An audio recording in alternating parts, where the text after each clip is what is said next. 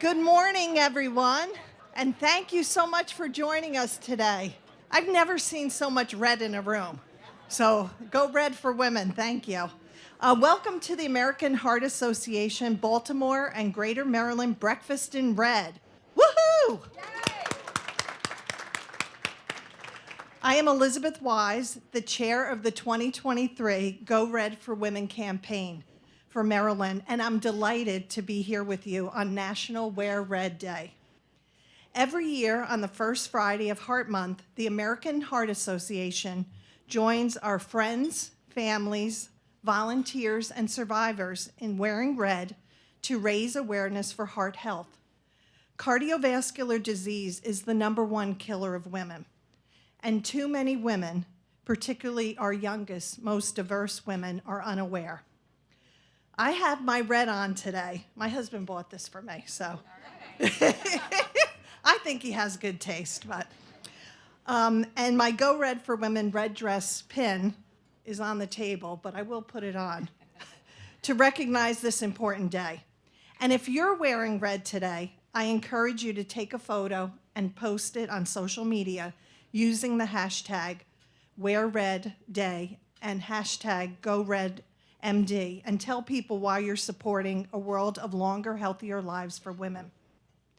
In 2004, the American Heart Association launched Go Red for Women as a global initiative to end heart disease and stroke in women. Since then, it has expanded to a worldwide movement dedicated to removing barriers women face to achieving good health and well-being. Most of us know that nutrition is an important part of being able to achieve that good health and well-being. And for many people, there are barriers that keep them from having access to nutritious foods. And it's not always affecting the people that you might think. That's a big part of why we're here today to talk about that. In a short while, you'll hear from our panel of experts to learn more about nutrition security and some of the things that are being done to improve access to healthy food, as well as some ideas of what you as leaders in our community can take with you and implement to improve nutrition security in Maryland. At this time, I'd like to ask our 4 panelists to join us on stage for our discussion about nutrition security. So you may be wondering, what does nutrition security have to do with heart health? For starters, improving your diet, along with increasing physical activity, are 2 of the most important things we can do to improve cardiovascular health and well-being. The fuel we put into our bodies, what we eat and drink across our lifespan, significantly affects our health, our heart and brain health. As most of you know, poor nutrition, lots of added sugar in our diet, saturated fat, and sodium can lead to an increased risk of obesity, heart disease, stroke, diabetes, and some types of cancer. Diet-related diseases are the leading cause of death in the United States, and these diseases disproportionately affect under-resourced communities and people of color. All people have a right to healthy food, and the American Heart Association believes consistent access to healthy food is necessary for people to live their best lives. With that being said, allow me to introduce our panelists, and thank you for joining us today for this important discussion. Let's start with Farmer T. Would you introduce yourself, tell everyone a little bit about your background, and what's one thing you would like them to walk away with from today's discussion, knowing about nutrition security? Good morning, everyone. Good morning. I am Farmer Tiara. I'm the president and farm manager at Plantation Park Heights Urban Farm and Garden. We are located at 3811 Park Heights Avenue, and we grow fresh food, vegetables, produce, nutrient-dense herbs, and teach youth how to get active in their community and put their hands in the soil. For me, it's very important for young people to learn about food access and healthy food because I'm preparing a better aging adult of the future.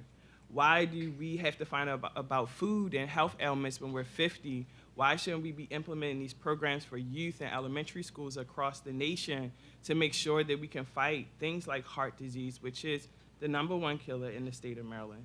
So I'm really excited to be here and to speak on behalf of urban agriculture and how teaching children from the ground up how to create their own work and manage their own resources opens their minds up to so many different avenues when it comes to health. So I'm excited. I might stutter a little bit, but my message is important. I didn't hear in a what stutter, so you did So, great. Thank you so much, and thank you. Thanks, Farmer Tiara. Okay, next we have Kai Abelkis. Kai, could you introduce yourself and let our audience know what is the one thing they should know about nutrition security from today's discussion? First of all, I have to say this is a beautiful audience. Like, I'm a little taken about how beautiful this is. My name is Kai. I am the Sustainability Manager at University of Maryland Medical Center system, if you will. I think it's really important when we talk about language that it's, when we talk about sustainability, we're talking about a very specific thing. I mean, that word sustainability is kind of thrown out all over the place. But we believe that there's four main ingredients to sustaining human life, right? Clean air, clean water, and I think the subject we're talking about today is clean food. And then my children don't ever want me to say this, but I think love is the last ingredient to human life. This is a great question. Like some of you, I lost my father-in-law just recently, and the mother-in-law, Bonnie, is with us still, and she lives in the South, and not to disparage, but my concern is the way she eats.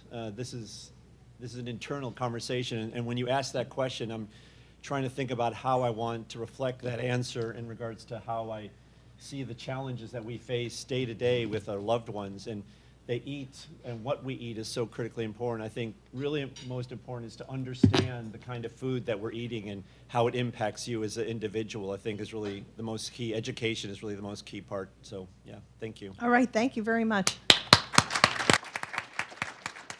All right, Kaitlyn Harper is our next panelist. Kaitlyn, would you introduce yourself and tell us a little bit about your research? Of course, yeah. Good morning, everyone. My name is Kaitlyn Harper. I use she, her pronouns. I am a postdoctoral research fellow at Johns Hopkins University, which basically is just a fancy title for a researcher. And my research has primarily focused on youth and youth food access and food security. But I've also done a lot of research in schools, so everywhere from school meals to summer meals to now starting a project on school food pantries and even thinking about school food waste. So, you know, what happens to the food if it's not eaten in the cafeteria?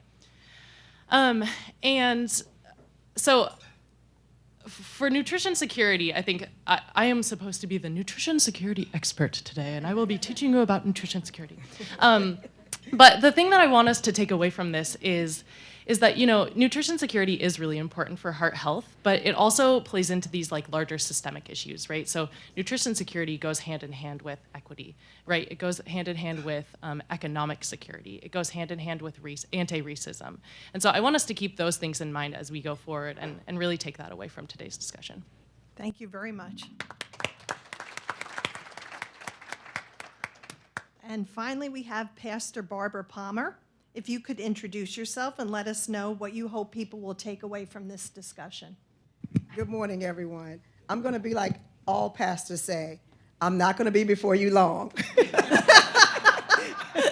Thank you for having me. Me and my husband pastor Kingdom Celebration Center, which is located in Anne Arundel County, and our nonprofit, Kingdom Kare Incorporated, serves children, youth, and families on a daily basis. One of the things that we are very passionate about is making sure that our most vulnerable populations in our community have access to quality food. You know, we see our children running to McDonald's and Burger King and KFC, and they're doing that because there's no fresh produce in their neighborhoods. There's no one there to educate them on healthy meals that they can eat. And it's okay to just stick a quick $2 in their hands and send them down the street. But our most vulnerable children from birth to 18 years old suffer with obesity, suffer with high blood pressure. So our focus at our nonprofit is to educate our families on making sure they have healthy access to food in our most vulnerable populations. I look forward to our conversation today. Thank you. Okay, after hearing you, I feel really bad about the $5 pot pie I had at KFC. So I'm going to be rethinking that strategy. So thank you for joining us today, and I'm really excited about this discussion. And we'll also have a couple minutes for questions at the end, if you have any. So I'm going to start with Kaitlyn, because you said you were going to define for us about nutrition security. What does exactly that mean? Yeah, thanks. And you have to treat yourself, so don't feel bad about that $5 pot pie. So nutrition security is kind of a newer term in the past few years, and I put up a couple graphics. This graphic is from the USDA, and it defines nutrition security for you. And so for the past 40 years or so, food security has been the common thing that we've been talking about. And really, food security refers to having consistent access to food. And then in the past few years, there's been this emphasis on nutrition and adding that in. And so nutrition security encompasses it encompasses food security, but then it also adds this diet quality piece and these equity piece. And so the diet quality piece is fairly straightforward, right? People need nutritious food in order to feel good about themselves and feel good in their bodies, and also to prevent diet-related diseases. And then the equity piece is multifaceted, but one of the pieces of it is thinking about, the types of foods that people have access to. Right? We all don't eat the same foods. We all don't like the same foods, right? And we have different cultural backgrounds that allow us to eat a large variety of foods. And so when we think about nutrition security, we don't want just access to any food. We want that access to foods that we want to be eating and that are important to us. And this graphic was created by Dr. Ronnie Neff and colleagues at Hopkins back in 2020, and it shows the 7 dimensions of nutrition security. And so I just wanted to put this up. I won't go through all of them, but I wanted to put it up to show you that, nutrition security is a complex issue, right? It's not just about the economic access, although that is a really important issue. But it's also about, physical accessibility. Do I have the physical means to go and get food, or do I have the physical means to make my own food, right? Things like, where am I getting food from? Do I trust those people in the places where I'm getting food? Because that's a really important piece. Am I able to get food with dignity, right? When I go to the grocery store, when I go to the food pantry, when I go anywhere to get food, am I treated like a person? That's really important, and that's part of nutrition security.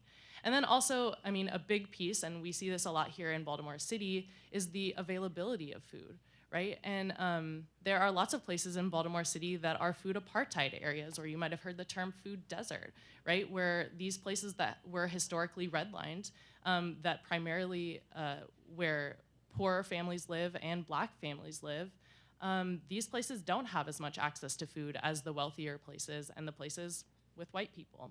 And so all of these things are facets of nutrition security, and all of these things are things that we need to work toward in order to really,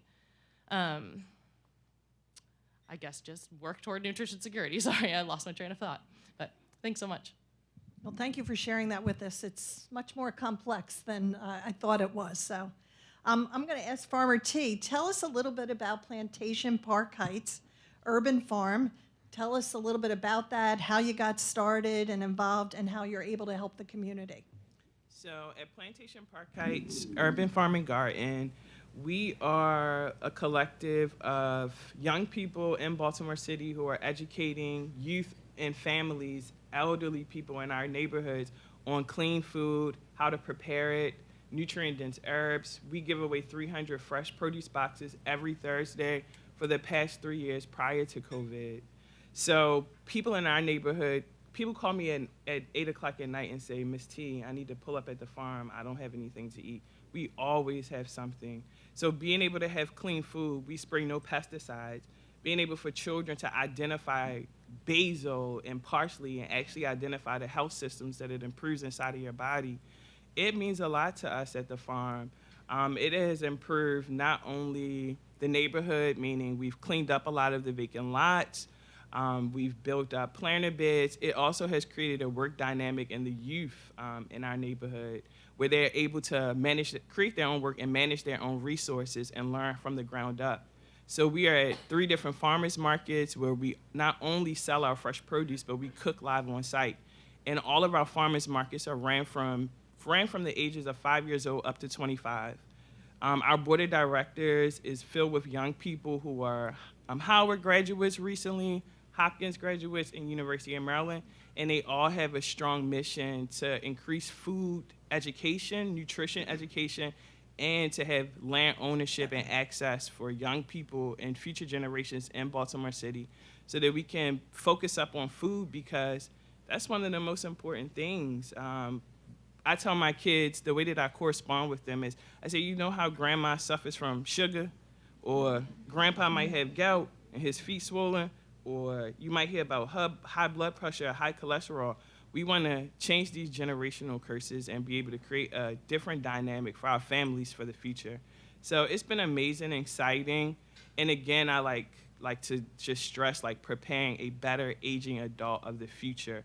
It should not start when you're 50. It should start at elementary school. Children should be educated on food. It's very important for our health, especially for Black and brown communities. So it's been an exciting roller coaster ride. Getting land ownership and land access in Baltimore City was very challenging, and also having support. A lot of people in our communities don't know what fresh food is and don't know the importance of what it does to your body. And not only that, for our elderly, coming outside, working on the farm, fighting sedentary lifestyles, making sure that people are outside active, getting vitamin D. So community-based organizations, bringing youth together. So it's been an amazing ride, but it's well needed in every corner of the city, and every inch of the country. Food should be priority because, like you said, it links up to so many different injustices in our country, so in the world. Thank you so much for that. I think my big takeaway was the impact it'll have on generations to come, so thank you. Okay, Kai, you're the sustainability manager at University of Maryland Medical Center. What are some of the things you're doing in that role to address nutrition security in Baltimore? First of all, wow. I mean, wow. We need to do, okay, here's it. We'll just duplicate you, put you in the floor. Good night, everybody. Yeah, I can't even stand that. Wow, what you're doing is remarkable. Trying to change the narrative about how we live this life. So, as University of Maryland Medical Center's sustainability manager, one invitation is starting in May. We've had a farmer's market over at the park right across from the hospital. We actually did this during the pandemic. I don't know if you recall. I know you've all suppressed those 2 years, but so we invite farmers, and maybe I'd like to talk to you afterwards to see how maybe you can incorporate that. But we have a farmer's market every Tuesday, so you're open and welcome. It starts at 10 and goes till 2, pretty much throughout the year. And what's really great is not only is it a chance for folks to, we have a local farmer that sells local fresh fruits to the neighborhood, but it's a great way of gathering all of our employees who are doing their best at University of Maryland Medical Center, come out for a moment, get their vitamin D, and get some fresh fruits and vegetables and have a wonderful time, but they also connect and talk to each other. I think the great thing about this whole conversation is it's also about social interaction, right? It's not just about eating, it's a great. The other area that we're talking about, and we are working with a group of other people, and this is something maybe of interest to you, is that we do believe that we would like to see more fresh fruit and vegetables be served in our organization. For lots of different reasons, it's not possible. So we are gathering a group of voices around a table to talk about how can we galvanize local farmers to provide food for institutions like Johns Hopkins, like University of Maryland, and like other institutional purchasers. It's an idea of creating a local food processing facility that farmers have told us, because as you know, a lot of farmers, they grow a lot of food, but a third of their food, from what I understand, gets thrown away because they don't really know how much they should grow. So with this, what we're hoping to do is create a way for us to identify farmers, for them to grow materials for us to provide for year-round. So if you're an institution who's interested in that concept or interested in that work, again, galvanizing local farmers to provide, because we grow, here's the thing, at the end of the day, from a sustainability person, we should be growing our own food. we need to change the culture in which we have a relationship with our food. Unfortunately, and let's admit it, most of us don't really know where our food comes from. It comes from all over the world. But the idea that if we could grow our own food and have a relationship with food, I think would be, yes, the access part is really critically important, but the relationship with food, to me, is where it really starts. And I think if you see a lot of people who eat well, I think there's somewhere in their life, whereas their mother had a garden or their grandmother had a garden, that relationship. I will say this, and this is just me as Kai, cooking is my love language. It's what I do. It's just what I do. I'm not good at other things in love, but in this I'm really good at. I'm not touching that. Yeah, we're not touching that. But I also wanted to share that I think cooking food, we see this over and over again, the act of actually physically cooking food is not only delicious, but it's the act of a social contract with your loved ones that is so powerful that I think in this day and age of fast food, quick everything, we're missing out. I just want to leave that with you all too. Thank so you. again, invitation every Tuesday starting in May to the farmers market. It's actually quite lovely. We have a farmer, we have food vendors. It's beautiful, and so welcome everybody to come out. Well, thank you, Kai. I'm going to connect you with my husband. So maybe you can teach him how to cook. No, he cooks. He cooks. Okay, Pastor Palmer, please tell us some of the work that your organization has done, is doing, partnering with county agencies in Anne Arundel to get nutritious food into the hands of people who need the access. Thank you so much. First of all, I have to say that our nonprofit organization won second place in American Heart Association's Faith-Based Accelerator Program. So American Heart Association partnered with us for our nonprofit. So I want to say thank you. So in 2019, before the pandemic began, our church 4 times a year would serve our community with food. We would just do that as something that, as a project from our ministry. We felt like just because we're in the church preaching the gospel, people aren't really going to hear us until we meet them where they are. So if you're hungry, you're coming to church and we're preaching to you about God and salvation, but you're starving. And so how are we reaching you if we can't reach the most important place to you, which is your heart and your stomach? So we opened up what we call a pop-up pantry. We contacted Maryland Food Bank and we said, listen, like 4 times a year, we would love to serve our community with food. So we didn't realize at that time what a big task that was going to be. They dropped off like 10 pallets of frozen produce, and not produce, but poultry and produce, and we had so much food to give away, and we fed about 500 individuals every quarter. So then the pandemic hits. And so we're thinking, oh, we're just going to put out a nice flyer, and about 500 people are going to come and get food. Well, I tell people, we went to bed on a Friday night, and the Saturday of our food drive, we had over 400 cars in line before we even opened. We had so much traffic on our street that the police had to come and direct traffic. The newspapers and the TV reporters got wind of it, and so everybody showed up because we were the first church in our county to have such a massive need for food for families in our community. So we went from that to, well, we can't do this alone. We need to call our county executive. We need to call our legislators. We need to call our congressmen. We need to call our Anne Arundel County Food Bank and get everybody involved. So our project went from every quarter to every Monday. So now we serve for the last 3 years, even post-pandemic, 1,200 to 1,500 individuals every Monday with food. So we're excited about that. But we couldn't do it without our partners. We couldn't do it without our county officials. So because we were the first church to do it, we reached out as collaborators and said, listen, we need other churches involved. So we got on the phones and we started calling other ministries in our county and said, listen, we have all this food. We need to take it into the communities. Our community members that we want to serve don't have transportation. They can't get on a bus because we don't have bus service in Anne Arundel County. So how can we get the food to them? So guess what we did? We picked up the phone again and said, listen, Maryland Food Bank, Anne Arundel County Food Bank, we're going into the community. Drop those pallets that you were dropping off at our church in the community, and we'll meet you there. So we started dropping it in about 6 of our most vulnerable populations in Anne Arundel County, and we're still doing that to today. So we not only come to our church, but we go into the community as well to serve those families. And we didn't stop there. So we said, we have 50 volunteers that show up every Monday at every location. We have about 6 locations throughout the county, but we can't do this without some money.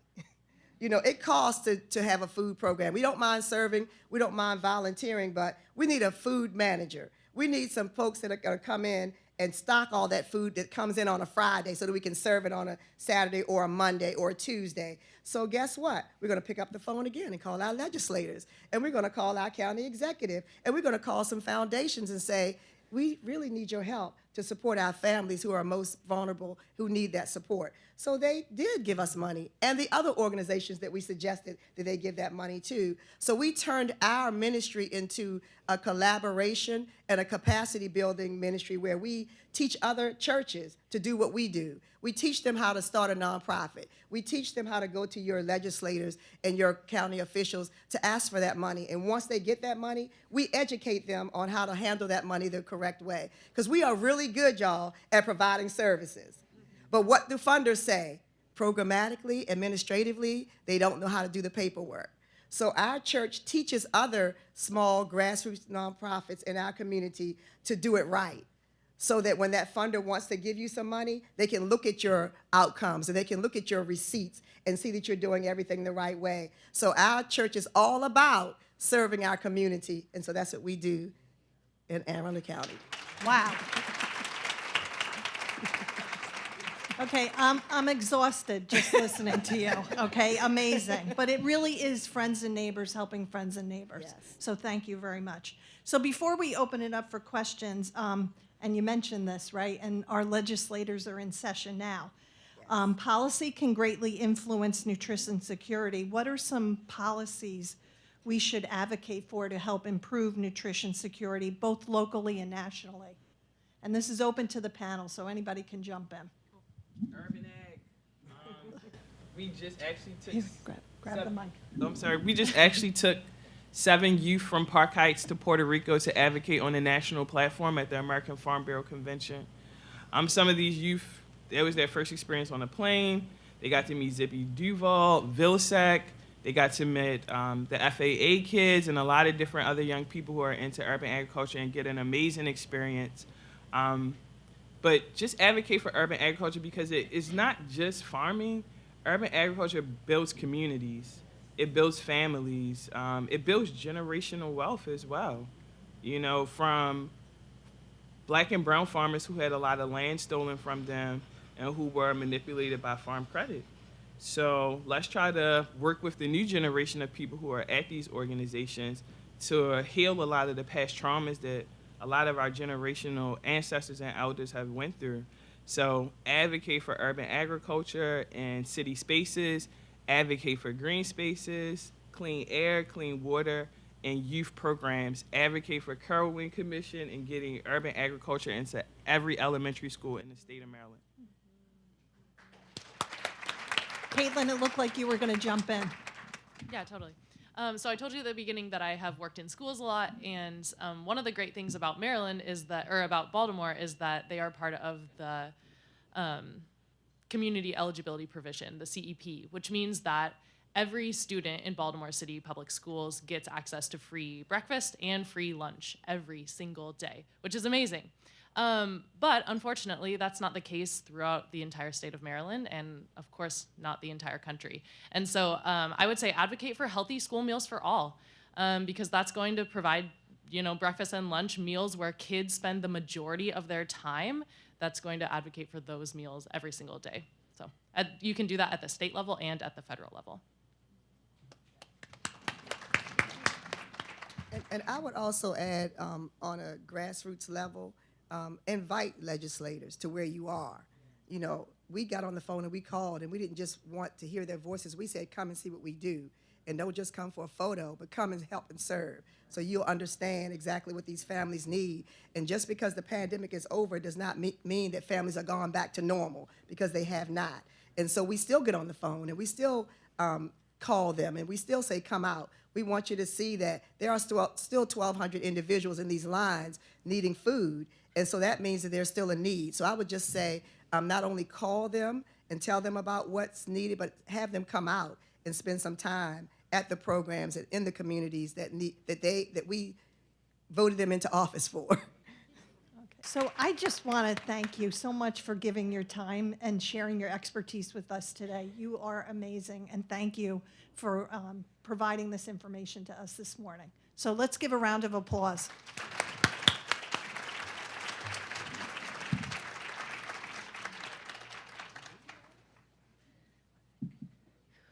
Wow. It felt good to get up this morning and get dressed up and come into this beautiful setting with truly a beautiful audience today. I had no idea we were going to leave so inspired. Can we have another round of applause for our panelists?